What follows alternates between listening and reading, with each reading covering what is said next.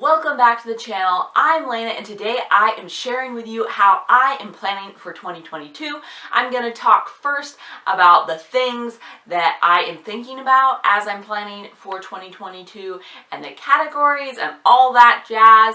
And then at the end I'm going to show you the simple tool and strategies that I use to keep all of my goals together, all of my plans together so that they are simple to look at and I can actually accomplish them and remember what my goals were. So stick around till the end so that you don't miss that piece. On this channel, I aim to simplify money and home to make your life a little bit easier. If that's content that you need, please hit that subscribe button so that you get notified when I upload a new video. So we are coming up on a new year here and we are hopefully filled with hope about what could happen this year and the things we might be able to accomplish and the places we might be able to go. And so I'm thinking about what do I want to do this year. So I definitely want to make sure that my goals are realistic and I want to track them. So first, let's talk about what kind of categories you don't want to forget when you are planning your goals. So as you're thinking about your goals for next year, you should be thinking about different parts of your life and not neglect any of those parts as you make your goals. So one category of your life could be money. And so you have your money goals. What goal around money are we going to have? What's our aim this year for money? What are we hoping to save for, pay off, or buy, or whatever it is. So you probably are thinking about money goals, and this channel has a lot about money in general. So of course I'm thinking about money goals for us this year also. This is also kind of tied to work. So money and work goals are kind of in the same bucket for us. So what are our goals with our jobs or our side hustles? Or how are we going to improve our skills at our job? Or how can we do more training to get better at our jobs? Things like that. Those are kind of those goals that are tied to money and are also tied to work. So then you also have your personal goals, and this can encompass a lot of different kinds of goals, especially for me. So you may have mental health goals or fitness goals or journaling goals. So maybe your goal is to write in one of those thankfulness 5-minute journals every day. Maybe your goal is to work out 2 times a week for 15 minutes with a YouTube video or something. And maybe your goal is to schedule your first appointment with a counselor. Another category that I often forget is relationships.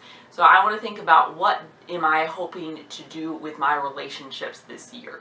How many dates am I going to try to go on with my husband? Or are we going to try to have a regular weekly date or something? Because that could be a really good goal for our relationship. Also, how am I intentionally spending time with my children? And also, how are we having fun together? So one of the things that we're really hoping to do this year is to do a lot of camping.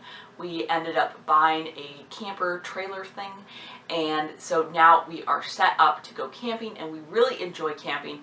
So this is kind of in the relationship goal, is that we're going camping. Maybe we're going to say, okay, we're going to go camping 4 times or something. I can be very work, so it's very important for me to think about these relationship goals, and maybe you're not like that, so you don't have to worry about those relationship goals.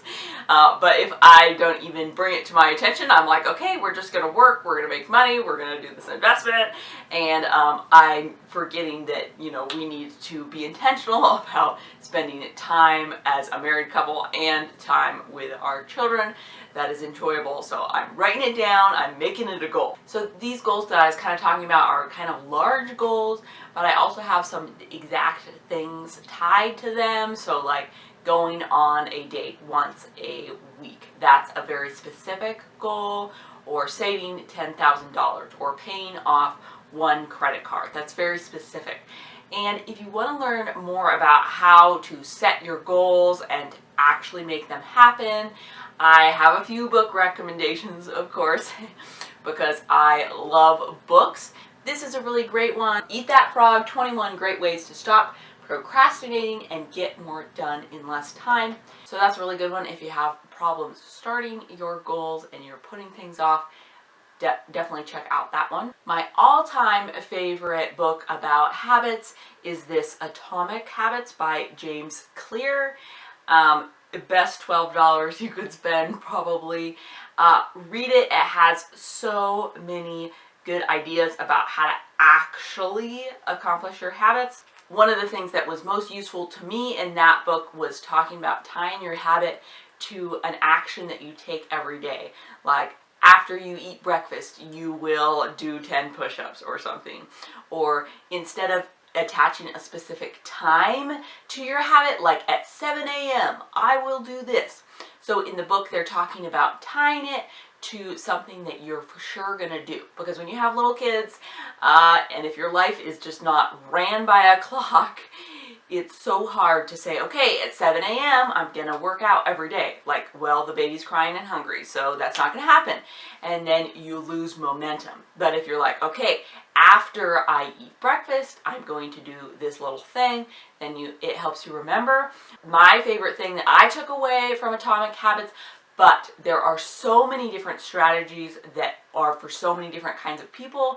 And so you got to find what works for you and what your life is really like. So definitely check out all the strategies to see which one works for you. But the main thing for me is that we are starting with small goals. So if you are just starting on your goal journey or your money saving journey or your debt payoff journey, the first year, your goals need to be totally doable. Like maybe at the edge of doable, but very doable so that you can actually conquer them. And then the next year, you can have a bigger goal. So don't start with, we're going to save $50,000 this year if you've never saved money and there's no way that that could realistically happen. Don't do that to yourself. You're just setting yourself up for failure. Set yourself up for success. So if this is your first year and you're calculating what's actually reasonable for you to probably save, maybe it's $5,000, maybe it's $10,000, maybe it's $2,000. Whatever it is that's actually reasonable for your life, start with that goal. And if you accomplish that goal super early in the year and you just rocked it, you will feel amazing, one, and you will be inspired to do your next goal. And there's no saying that in March you can't have new goals. This also applies in your personal life category. If you want to be someone who is working out, your first goal should not be to work out 365 days this year. That is just going to be undoable because you're a human and things happen and people get sick and some days it just doesn't work out. And so that's going to be an unreachable goal for you, which means it won't happen at all. So perhaps a more reasonable version of that goal would be to set a goal to work out 2 times a week. And that's your starter, your base about how you're going to actually accomplish your Get Healthier This Year goal is I'm going to work out 2 times a week for 15 minutes. And if you work out more, you bust it out, you work out for longer, you can be super impressed with yourself as opposed to being disappointed in yourself if your goal had been to work out that 365 days a year. So I feel like I can definitely get surprised by birthdays and holidays and Mother's Day and Father's Day if I'm not thinking about it in advance, like what are we going to do for that? Where are we going to go? And you know, gas is getting quite a bit more expensive, so every time we go somewhere, visit someone, it costs us quite a bit more money to even do that. So thinking about that in advance and planning for that occasion really brings down the stress for me about already knowing, okay, this is how this is going to work, or this is where we're going for Christmas, or this is where we're going for Thanksgiving, or not, or this is when we're going to stay home. This is how we're going to gift our family this year for birthday presents and how much we're going to spend on that. All that stuff I like to think about in advance so that it's not surprising and, you know, Mother's Day doesn't come around and we're like, what? This is going to cost us $200? That is like totally out of our budget right now. but we had already considered that and planned for that. So we're all good to go. I'm not saying you need to spend $200 on Mother's Day. I'm just throwing numbers out there. And now I want to show you this tool that I created to make it easier to figure all this stuff out and keep track of all these little moving pieces. So here is the circle chart that I made to keep all my yearly goals in order. And I am going to have some sort of link thing in the description. I am not super tech savvy, so bear with me. Let me know if it doesn't work. And when you go to print it, if you don't have color ink like me, just go and print it grayscale, and the colors I've chosen, they print nicely on grayscale and it looks clear enough. So I call this my circle chart, and it has each month of the year as like a little slice of pie here. So we've got January, and it's got the 3 circles, and each month has that. On the side, a little spot for goals also. So you are writing your goals. So you've got your goals. You've got your save $5,000 this year, max out our Roth IRAs, go for 2 walks a week. Whatever it is, you're writing that on your goals. So every time you look at your circle chart, your goals are right in front of your face. So then I'm putting different things in the different tiers of my circle charts. So we have our outermost circle here, and I am putting the main events for that month. So maybe it's a dentist appointment that needs to happen. Maybe it's an anniversary. Maybe it's a holiday that's important to you. Maybe, you know, in February there's Valentine's Day. So if you guys are into Valentine's Day, this would be the spot to mark down, okay, we need to be thinking about Valentine's Day and budgeting for that in February. And in this middleist circle, I am often adding birthdays. And we are blessed to have a large family with lots of birthdays, and it's easy to forget them sometimes. So I'm writing them down. And so every month when I'm making the budget and I'm looking at my circle chart to see what things I need to budget for, I can see all those birthdays and know how much gift money I need to budget for that month. Because some months we have 4 birthdays, like February, and some months we have 0 birthdays. So adjusting our budget accordingly is super helpful, and looking at that chart really helps me out. Then we have this innermost circle. You could use it however you would like, but maybe you want to put your personal goals and the timing for those, like by this time I'm going to have accomplished this many workouts, or I'm running a 5K in June, or we're going to start the home buying process in May and apply for the loan officially, stuff like that. You could totally put that in the circle. The other thing I want to make sure and add to my circle chart are those random expenses that only seem to come up once a year, because I don't want to be surprised by them.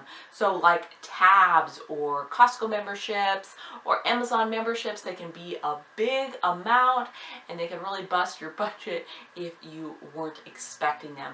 So by having them on your circle chart, then you know that they're coming, you can budget for them in advance, and you will be ready and not surprised. So I just really love my circle chart because it keeps everything in one place. I can see it all. Each month when I'm making my budget, I can pull out my circle chart and know exactly what we need to plan for this month with our budget, with our life, with our trips. And that just makes my life so much easier. Let me know down in the comments, how are you planning for your year? I look forward to reading those comments. If you made it this far in the video, I bet you liked it, so please hit that thumbs up button. Also, subscribe so that when my next video comes out, YouTube shows it to you. Thank you so much for watching. Hope to see you in the next one. Bye for now.